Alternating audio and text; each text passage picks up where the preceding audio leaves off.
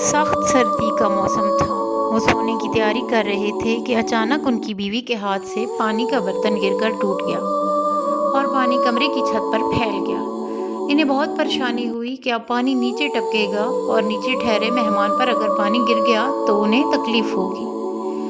انہوں نے فوراً اپنا لحاف اٹھایا اور اس پانی پر ڈال دیا تاکہ لحاف پانی کو جذب کر لے اور پانی نیچے کمرے میں نہ ٹپکے۔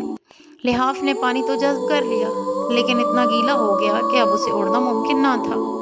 سردی بڑھتی جا رہی تھی اور ان کے پاس لحاف بھی ایک ہی تھا۔ انہوں نے ساری رات جاگ کر اور ٹھٹھر کر گزار دی، لیکن انہیں اس بات کی بہت خوشی تھی کہ ان کی وجہ سے مہمان کو کسی قسم کی کوئی تکلیف نہیں ہوئی۔ جانتے ہیں یہ میزبان کون تھا؟ جی ہاں، یہ میزبان حضرت ابو ایوب انصاری رضی اللہ عنہ تھے اور ان کی بیوی تھیں، اور ان کے گھر مہمان محبوب خدا نبی کریم صلی اللہ علیہ وآلہ وسلم تھے۔